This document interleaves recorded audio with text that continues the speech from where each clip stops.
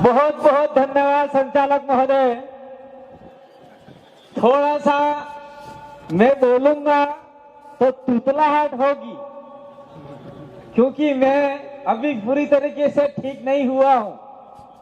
तो तुतलाहट था तभी जानते नहीं कि अशोक गहलोत बोले, ये कांति भाई आदिवासी बोल रहा है। और हमारे एक नेता डूंगरपुर के भी तुतलाहट बोलते हैं, वो भी मत समझना ये नेता है लंबा चौड़ाई। तो कांग्रेस बीजेपी ने क्या सोचा था, पंचायती राज चुनाव के अंदर और थावरचंद के डामर के चुनाव के अंदर ये कांति भाई आदिवासी और ये टीम लौट के नहीं आएगी, ऐसा गलत। जब तक आपको तोड़ेंगे नहीं तब तक छोड़ेंगे नहीं। तोड़ना किसको पता है? कांग्रेस और बीजेपी को तोड़ना है। और जोड़ना किसको? जो लोग कांग्रेस और बीजेपी में जा रहे हैं, अपने घर को तोड़ रहे हैं, उनको अपने साथ में जोड़ना है। क्या आप लोग जोड़ने का काम करेंगे? बहुत बहुत धन्यवाद। एक दूसरी बात और कहना चाहता हूं, मैं सभी जगह कहता हूं, दुश्मन लोग काटते क्रियारों में कहते थे एक तो जातुरिजू, मेरे भाई के लिए जगदीश के लिए बोलते थे एक तो जातुरिजू ने एक ठहाका करे ऐसा बोलते थे। लेकिन मैं आपकी दुआओं का, आप तो विधवा की कांतिभाई जिंदा रहना चाहिए, दिल प्रदेश के लिए, हमारे लिए, हमारी आवाज के लिए जिंदा रहना चाहिए। तो आपको दुआ की मैं आपको नमन करना चाहता हूँ। मैं जीता हूँ और आपके अंतिम खतरे के लिए लड़ाई लड़ूंगा, चाहे मुझे मौत की नींद आ जाए, पुलिस की गोलियों से मुझे खून की नींद आ जाए, लेकिन आपकी आवाज बनके हम लोग आगे तक की लड़ाई लड़ेंगे। इसलिए आपको घबराना नहीं है। इसलिए मैं हर कार्यक्रम में कहता हूँ टाइगर अभी जिंदा है, टाइगर अभी जिंदा है, एटलीस्ट सीतरू जीवतू है, जो सीतरू ने है, पर फिर भी मैं उनको डराने के लिए कहता हूँ। मैं धन्यवाद देना चाहता हूँ। मैं कहता हूँ कि ये जो कार्यक्रम हुआ, भैया मेरे 7 मिनट है लेकिन 10 मिनट कर देना, ठीक है? ये जो कार्यक्रम हुआ उसके लिए ये बीच बीच में हमारे हेमाराम जी बैठे हुए कि कांति भाई, अरे हम कल कैसे आवे, ये टोल नाके वाले पैसे मांगेंगे। मैंने कहा आज जब जब प्रदेश की धरती पे आए हो, वीडियो मैंने जारी किया है, आपसे कोई टोल नहीं लेगा। मैंने वीडियो जारी करके फेंक दिया। और मैं कहना चाहता हूँ, जिस जिस इलाके से आप लोग निकल के आए हो वहां पे 1 भी रुपया नहीं लिया। यह ताकत है हमारी। मेरा बोला कि कोई लेटर नहीं निकलेगा, हमारी आवाज ही हमारा आदेश है, हमारा ऑर्डर है, तो हमारी आवाज को ही आदेश ऑर्डर मान लिया जाता है। साथियों, अब आते हैं अपन मेन बात पर। मैं कुछ बातें लेके आया था कि आज तक हम लोग लड़ाई लड़ते हैं किसी बात को लेके, सारे इकट्ठे होते हैं, कलेक्टर जाते हैं, एसडीएम जाते हैं, और हमारी बातों को कलेक्टर एसडीएम आगे भेजता ही नहीं है, फाड़ के फेंक देता है, और वो मात्र सड़क तक ही रह जाती है। इसलिए हमें भारत आदिवासी पार्टी के मार्फत से, भारत आदिवासी पार्टी के मार्फत से राजस्थान में जिस प्रकार से हमने 2 विधायक भेजे, उसी प्रकार से गुजरात में 27 विधायकों में से 10-15 विधायक भेजने होंगे। गुजरात में 27 विधायक अपने लिए रिजर्व है आदिवासियों के लिए। 27 विधायक में से 10 तो कम से कम भेजने होंगे। मध्य प्रदेश में ऊपर लोग बैठे हुए 46 विधायक रिजर्व है आदिवासियों के लिए। वो जो गए हैं वो सारे गुलाम है, अपने लिए कोई नहीं बोलता। राजस्थान में 28 विधायक रिजर्व है, जिसमें मात्र 2 विधायक बोले आदिवासियों के लिए, बाकी सब बोले बोले हैं और गुलाम विधायक है। इसलिए हमें भारत आदिवासी पार्टी से अधिकतम विधायक भोपाल में भेजने होंगे, जयपुर में भेजने होंगे और आपके गांधीनगर भेजने होंगे। इसीलिए भारत आदिवासी पार्टी को हम लोग लेके आए हैं। दूसरा है जल, जंगल, जमीन और खनिज। तमार घेर मोरे काकड़ा भाटा है ता भाड़ा तो पहला खुद ने नहीं किया। वो सफेद पत्थरों का मार्बल बनता है, टाइल से बनती है, वो करोड़ों रुपये में जाता है। तब मैं जानो काकड़ा भाटा होना काम नो। वो सफेद पत्थर बहुत कीमती है, इस पत्थर को बचाना है। और इस पत्थर से आग का उत्पन्न पहली बार हुआ था, इसलिए सफेद पत्थर को अपन पूजा पद्धति में भी लेते। इसलिए खनिज को भी हमको बचाना है। खनिज नहीं बचाओगे तो बहुत बड़ा नुकसान हो जाएगा। और बिल प्रदेश की लड़ाई न तो कांग्रेस लड़ी है, न बीजेपी लड़ी है, न कोई आने वाली पार्टी लड़ेगी, हम भी लड़ेंगे।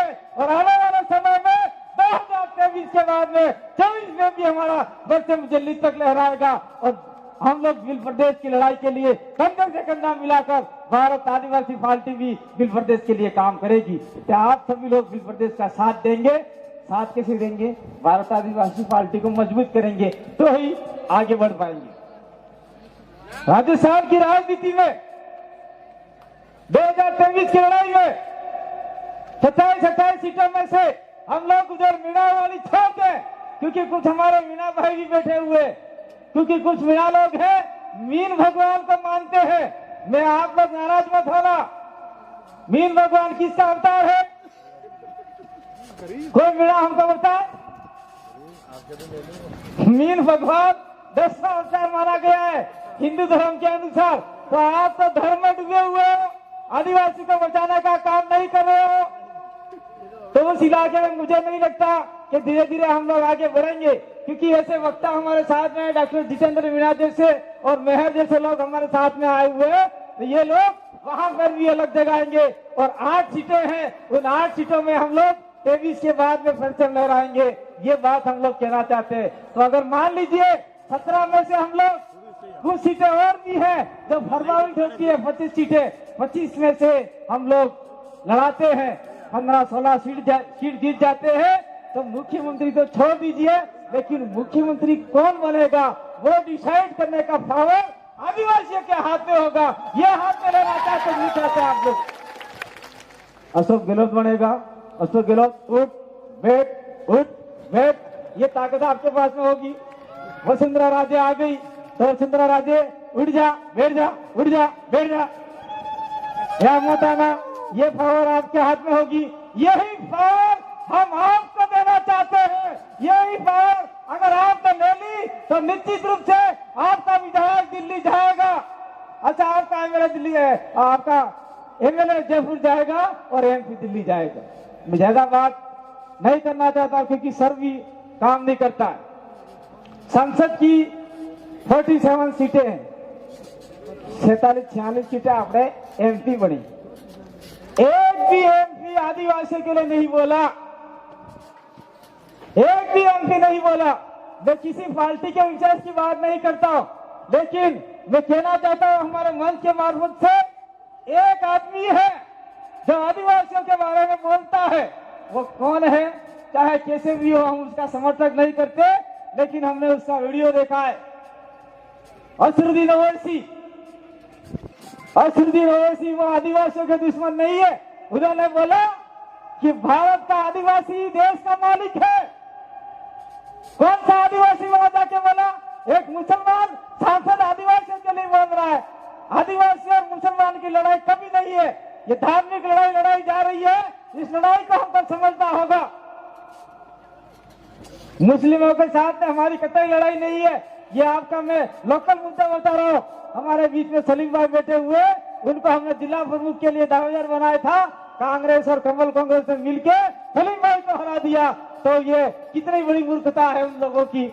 और हमारे लोग आज भी कांग्रेस बीजेपी कर रहे हैं। कांग्रेस बीजेपी छोड़ेंगे नहीं तो आने वाले समय में हमारे बच्चे कटोरा लेके भीख मांगेंगे भाई। तो ये भीख नहीं मंगवानी है, हमको हमारे समाज को मजबूत करना है। और दूसरी बात मैं इस मंच के मार्फत से कहना चाहता हूँ कि भारत आदिवासी पार्टी व्यक्ति विशेष, धर्म विशेष, जाति विशेष की नहीं है। ये लोकतंत्र तरीके से बनी हुई है। उसके अंदर एसटी भी आ सकता है, एससी भी आ सकता है, ओबीसी भी आ सकता है, और माइनॉरिटी तो सारे के सारे बैठे हुए हैं। यहाँ पे फरजाना जी ने अभी माला पहनाई, फरजाना जी का स्पीच था लेकिन लेट आए। तो ये सारे लोग जो भी मैं कहना चाहता हूँ, जो लड़ाई लड़ाना चाहते हैं बांसवाड़ा में, जो आपके मुसलमान है, जो इस इलाके में आपके प्रदेश में जितने मुसलमान है, अगर आदिवासी के साथ में कंधा से कंधा मिलाकर चलोगे तो निश्चित रूप से आपके साथ में कोई अत्याचार शोषण नहीं होगा। ये हम लोग यहाँ से वादा करना चाहते हैं। ऐसी को भी कहना चाहते हैं कि आपको घोड़ियों से उधरा जाता है, मटके से पानी पीते हैं तो आप लोगों को मारा जाता है। निश्चित रूप से आप लोग हमारे साथ में रहोगे तो आप लोगों को भी हम लोग शोषण अत्याचार से मुक्त कराएंगे, आजादी दिलाएंगे। और ओबीसी को क्या आरक्षण है इस इलाके में? मैं ओबीसी के लिए कहना चाहता हूँ, आप लोगों की वजह से ही सब नुकसान हो रहा है। इस इलाके में ओबीसी को कोई प्रावधान नहीं है। अगर आप लोग हमारे साथ में कंधे से कंधा मिला के चले तो संविधान के अंदर जितना भी राइट्स दे रखा है उसको हम लोग इम्प्लीमेंट कराने का काम करेंगे। हमारे एकमात्र विधायक राजकुमार रोज जी ने ओबीसी के लिए बोला, ओबीसी अन्य पिछड़ा वर्ग के लिए। और मैं अंत में ज्यादा समय नहीं लूंगा क्योंकि आप तफरीक मन को बफाई किए लागे तो बेचार वक्ता बीजा है बोला वाला, सबकी बात सुन के जाना और कसम खा के जाना। जितने भी लोग आए हैं अपने पूर्वजों की कसम खा के जाना, अपने मतदार कसम खाई जाजो, जरा जरा मानो और सम खाई जाजो। आज तक की मार घेर माते कांग्रेस बीजेपी ने झंडा नहीं लागे, लगा रहा कसम खा। आप उसा करो हाथ फैलाने करता वाला बड़े गला हुआ या कांग्रेस बीजेपी का झंडा नहीं होना चाहिए। ये कसम आप लोगों ने खाई है और ये कसम खाने के बाद में अगर आपने लगाया तो तुम्हें जाना हो थवानु है। तो मैं कहना चाहता हूँ, मैं सभी जगह प्रचार में आया कि नहीं आया, क्योंकि चुनाव बहुत नजदीक आ गए हैं, सभी जगह प्रचार में आए कि नहीं आए, मैं कहना चाहता हूँ पहली बात तो कांग्रेस बीजेपी को अपने गांव में घुसने ही मत दो। और घुस जाते हैं तो दो जेब में झंडे रखा करो, एक कांग्रेस का एक बीजेपी का। बीजेपी का आए बोलना हम बीजेपी ना भाई लाओ हरुण लाओ पैसा खाई चलो भाई जो वोट डालो न के फसे कांग्रेस वाला आए फिर झंडा काढ़ी के लाओ भाई वो कांग्रेस ना लाओ है ना पैसा उनके पैसे नहीं है, वो पैसे आपके विकास के पैसे है। लेकिन ऐसा भी नहीं करना है, लेकिन कर सकते हो आपकी मर्जी हम लोग बांधने वाले नहीं है। तो आपने हमारी बात तो सुना, मैं आपके बीच में प्रकृति की दुआ से आपकी प्रार्थना से आपके बीच में जिंदा वापस लौट के आया। इसीलिए एक बार पूरा आपको दो हाथ जोड़कर नमन करता हूँ, धरती माँ को नमन करता हूँ, आपको नमन करता हूँ। आपकी ताकत थी जो मुझे मौत के मुंह से बाहर निकाल के लाई, और इस मौत के मुंह से बाहर निकाल के लाई तो निश्चित रूप से मैं आपके लिए लड़ूंगा, आपके लिए मरूंगा, लेकिन पीछे नहीं हटूंगा। बहुत बहुत धन्यवाद, आभार, जोहार, धन्यवाद। जय आदिवासी, जय बिलबंदी।